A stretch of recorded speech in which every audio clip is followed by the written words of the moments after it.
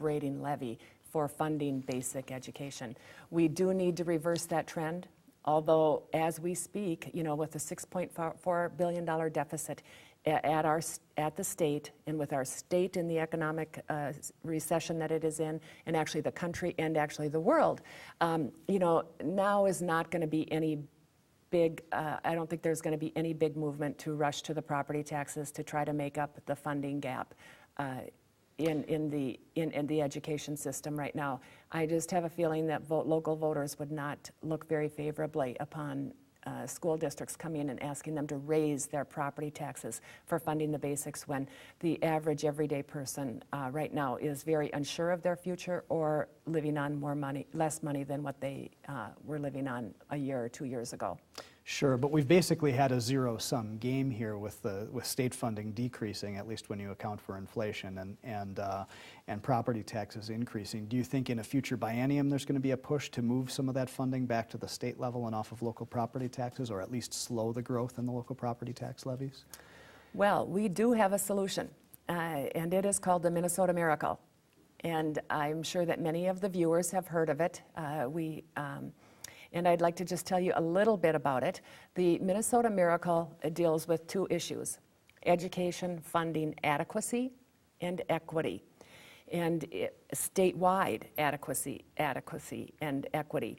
And so what that bill does is it shifts the responsibility for K-12 funding back to the state. And that bill, the Minnesota Miracle, was in the House Education Finance Bill to be implemented starting in 2014, when hopefully the economy is better, and it would have been phased in, so funding it responsibly. But that did not make it all the way through conference committee. But that's what it is going to take. It is going to take the will of the legislature to say enough funding off of the local property taxes, and now this is a new era, and the state is now going to fund public education, K-12, the way the Constitution has asked us to do so. And so I look forward to the discussion next session, see where the Minnesota Miracle goes. And just for the viewers' background information, the Minnesota Miracle actually did come out of the governor's Education Reform Task Force, and that was a group of people. In fact, our chairman of the board, Tom Heidemann, was a part of that group, and they looked at education funding and the ways that we could reform it. Well, for some reason their work stopped, and so a group of stakeholders took the work that had already been done and they continued it, and they brought their findings to the legislature, and we have brought it all across the state. From every corner of the state, and we have been getting input on it and modifying the bill as we have gone along to help meet the needs of all learners. And it has been very well received, and there have been some major changes made, but it has taken into account the funding reforms that we have been talking about in Anoka Hennepin for the last 15 years. Sure. It reforms compensatory aid. It gives more state funding for special education. It gives more funding for transportation, so kids who are crossing busy streets to get to school, the state would provide some more funding for transportation because it's inadequate. And the biggest piece of it, and I'm so glad you asked about this, is that it would provide about $500 per household to property tax relief. Okay. Thank you. Now, as frustrating as it must have been to be so limited in K-12 funding options in this last session, a great deal did happen in terms of policy. And let's start with changes to special education mandates. Can you describe for our viewers what changed and how that will improve the ability of schools to serve special ed students? Sure. And if you don't mind, Ted, I'm going to get just a little bit broader. Even though we were experiencing this very large deficit, we really decided that we were going to buckle down, and we were going to look at what can we do that doesn't cost money, and what can we do that might save our school districts money. And so we were working off of, from a policy standpoint, we were working off of three principles: no new mandates, We were going to actually try to reduce some mandates, and we were going to make some education reforms where possible. And so one of the examples that you gave was the Special Education Task Force that was chaired by Representative Newton. And what they did was the viewers at home might not know, but what has happened at the state is we have taken some of the federal requirements and gone beyond them. And of course that costs more money because you're serving kids in a different way, or you're serving more kids, or whatever the case might be.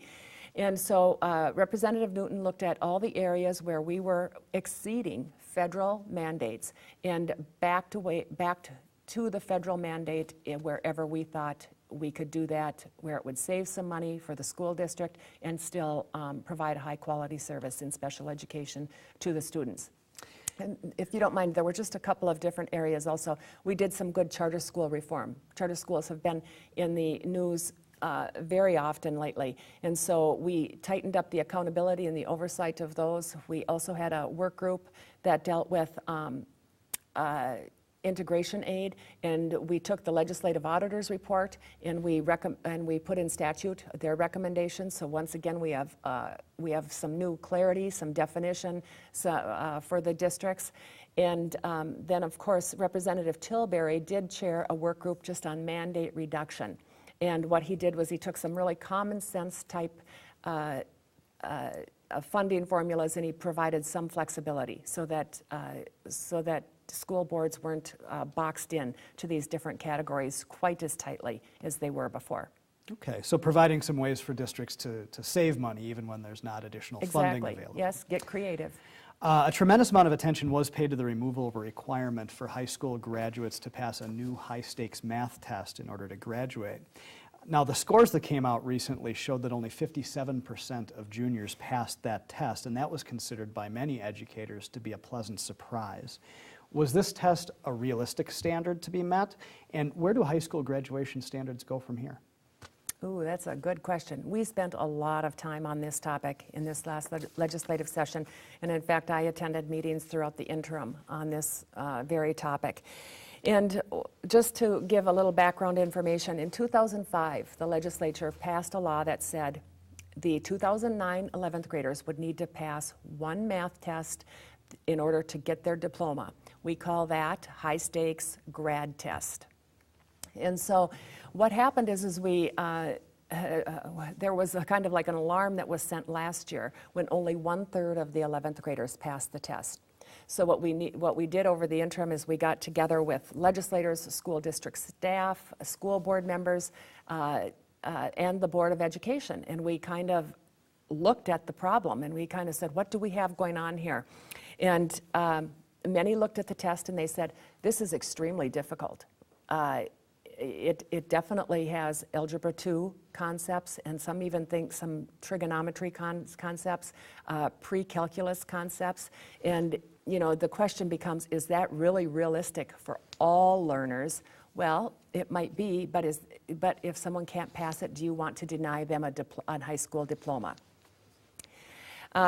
And if anybody is interested in looking at some sample questions, the Star Tribune has had several examples, and you can actually go on the Department of Education website and look at some of those questions. And I would encourage anybody to, before, if they really want to weigh in on this subject.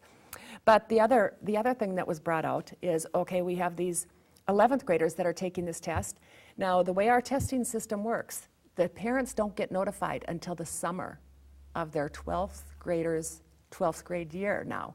And the school districts were saying, we welcome the challenge, but do we really truly have enough time to reteach, remediate, and have every student who failed retake the test 2 more times?